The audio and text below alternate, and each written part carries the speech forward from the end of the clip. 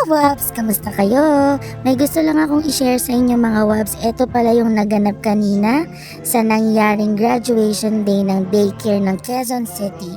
Ang kasama dito mga Wabs, District 2, 3 at 4. At tignan nyo naman mga Wabs, punong-puno ang Araneta. Yes, sa Araneta ginanap mga Wabs. Nakakatuwa lang kasi komportable kami, hindi kami nainitan, malamig. Kaya naman maraming salamat Mayor Joy Belmonte sa pagkakataon na to kasi sobrang saya ng mga bata. At syempre salamat sa may-ari ng Araneta at pinairam ang kanyang Araneta Coliseum para sa mga bata. At ito nga lupang hinirang na inaantok na si Blythe mga Wabs at yan nag-pray pa, nag-worship pa nga siya. Ang aga kasi niya nagising.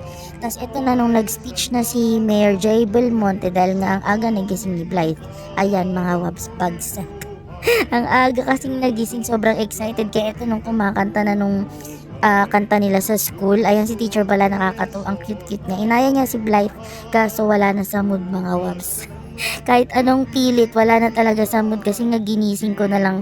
At yun na nga mga Wabs, nauna na kaming lumabas kasi libo-libong tao yun. Baka mahirapan pa kaming makalabas pag tapusin ko po talaga. At yes, Araneta katapat ay Fiesta Carnival kaya tuwan-tuwa ang mga bata.